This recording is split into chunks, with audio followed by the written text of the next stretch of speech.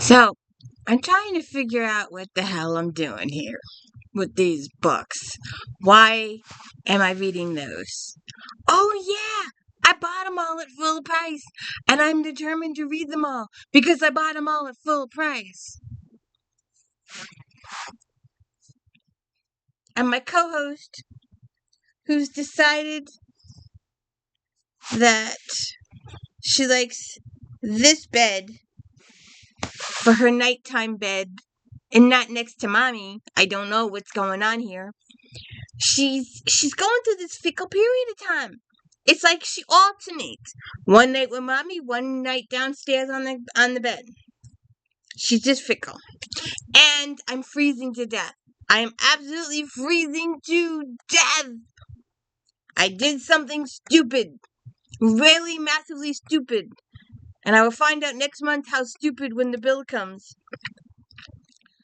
But we're having a week of massive, massive heat. And technically, it's not that massive. But you try making dinner in a house that's pushing 90 degrees. And you try sleeping in that heat. So I broke down and put the air on. And it took 24 hours. And I am fucking freezing now. I am freezing.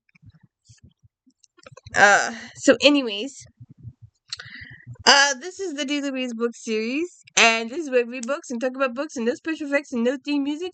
And if you could like and subscribe, I'd appreciate it. And if you're still here, I really appreciate it because according to my analytics, you're gone already. You've been gone for forever. And I am trying so hard. I will never hit 1,000. I wish and wish and wish and wish and wish and wish and wish and wish I could hit 1,000 by Christmas. I don't see it. I just don't see it. No one is watching my channel. I do not want to be monetized. I don't. I just want people to see my channel. I don't get the views. I don't get the hours. So that'll never happen. You have to have so many hours. And I don't, even though I have close to 3,000 videos out there, hand to God, it'll never happen. But anyways, we are talking about book 7, The Hunter, in the Highland Guard series. That I first did this series when I was compiling and transcribing my genealogical materials. And according to my best friend, because the narrator of the audiobooks was someone I was familiar with, he did some other regencies and I enjoyed him. And because I was compiling and transcribing and paying attention to what I was compiling and transcribing, I wasn't really paying attention to too much of the context of the book. And I remember liking the books. I do. I didn't remember this much sex. Oh, naked guy on the cover, naked guy on the cover, naked guy on the cover, naked guy on the cover. You get the gist, right? So I should have figured that one out. In the 80s and 90s, you couldn't sell a book without a guy on the cover naked. Oh look, full body shot on the spine. So, have you seen the Black Tiger? Sorry. J. Ward's over there. Oh, God. So, this is book 7. It's Hunter. It's Ian's. And, Janet. And Janet is Mary's twin sister. We've got to meet Mary in the previous books. Mary has been looking for, her sister for a while. Her sister's been a courier for Robert for a while. Her identity is secret. Her location is secret. And, I've said this before. And I will say it again. If you're going to do these books, start at the beginning here in the Chief book. And when you get to book 10, have Bruce gain power or be in power a couple years, have him gain power or office in book, 7, 8, 9, whatever. This flipping back and forth is really annoying as all hell. Trying to figure out the story is annoying as all hell. You could call them historical romances, but they don't follow the timeline, and it's just irritating as all hell.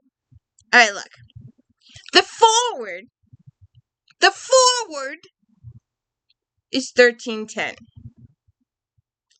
The prologue, which is quite extensive, by the way, for this series, it's extensive, very extensive, is 1297.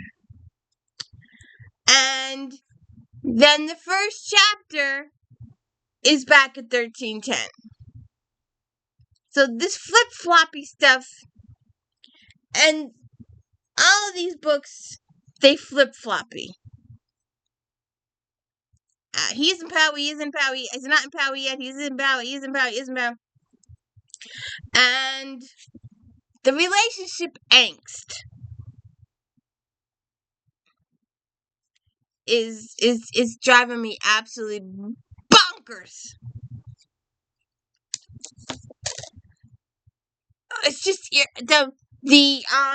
I know, all right? You don't have to tell me. I know.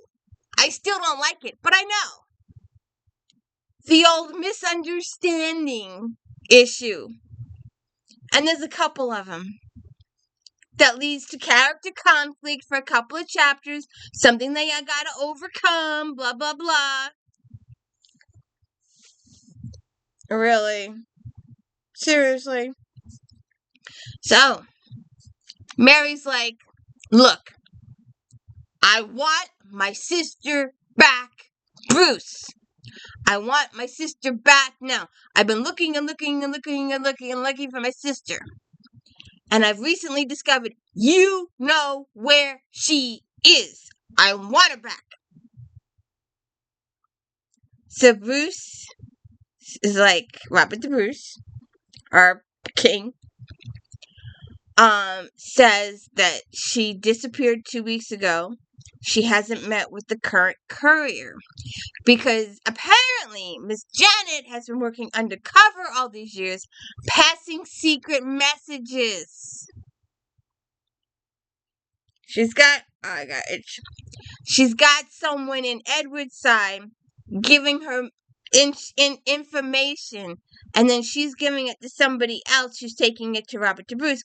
And apparently she's a couple weeks late in the missive department. And Bruce is a tad concerned. And Bruce lets it slip that Janet does not know. Remember that. That's an important piece of information. Janet does not know that she's been betrothed to some guy. Has no clue. As far as she's been in the nunnery for quite a few years now, doing these missive things. She's fine and content with her stuff.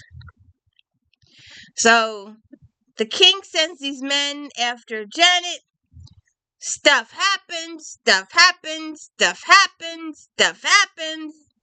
They find the chick, but she's dug her heels in the ground. She's almost caught a couple times. They've almost caught her with the message thingy a couple times. And the courier that she was supposed to meet up with gets killed. So then Ian finds her, and they're taking her back, and they run into the English, and the guys split up.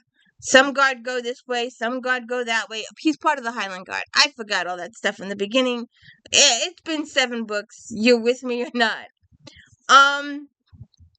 So, and then she has, they escape, they're doing well, and Ian's like, make sure you take everything from our little campsite here, make sure you leave no traces Absolutely no traces for the English to find us.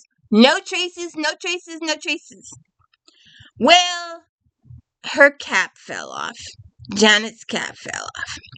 And then the English find her, and she's got this guilt for several chapters now.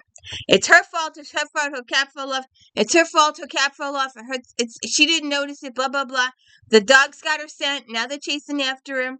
Ian makes her wash up in the stream and stuff like that and cleanse off. And then of course we have our temptation and our kissy wissy and him like wanting her desperately.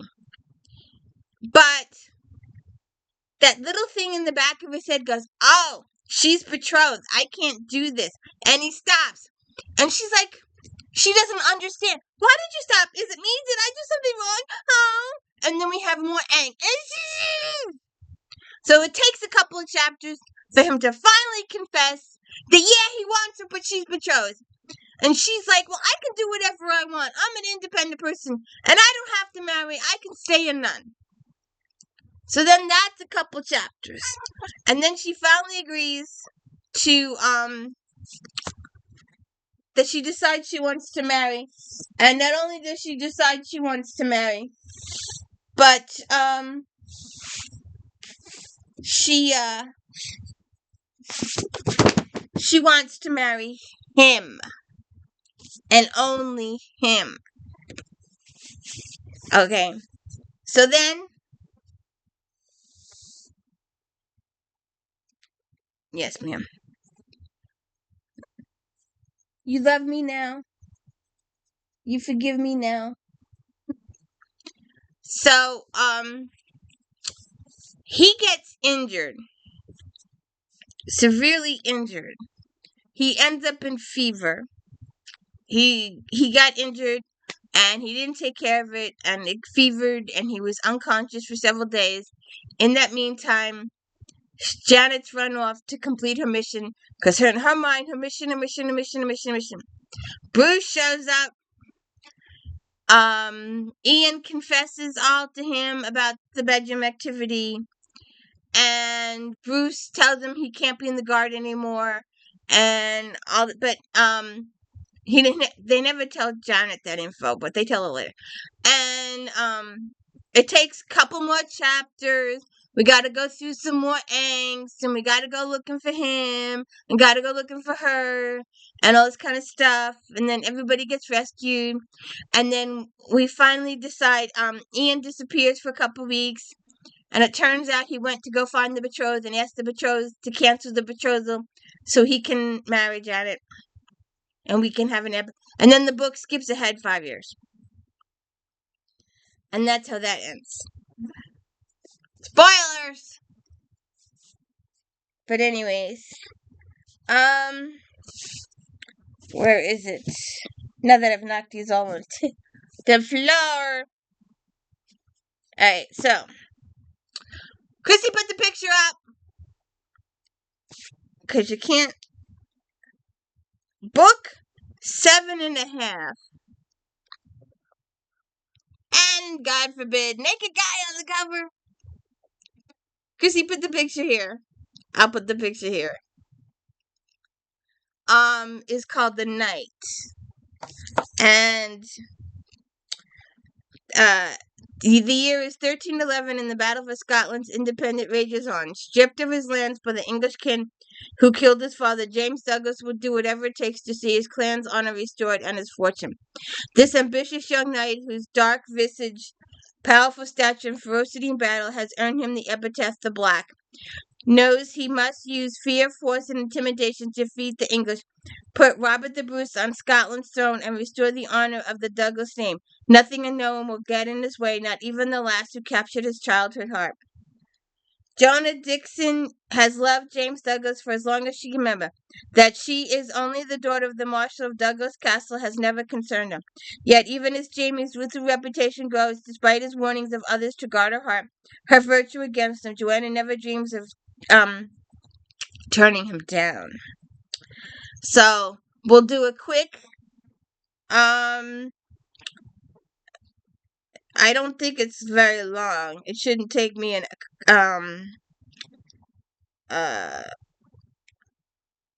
let's see. It is 154 pages. So I'll be back in a couple hours. It shouldn't take long. And then after we do book 7.5, we will proceed to 8, The Raider, and get more naked guy on the cover and more angst. And hey, don't forget to do Star Trek Voyager recaps on Friday, or Star Trek Next Generation recaps. I still got to go back and fix those 2 generation ones one of these days. JD Robb characterization on Saturdays, unboxing on Sunday, flashback Mondays, looking for suggestions, and of course, my daily book reviews. Have a good one.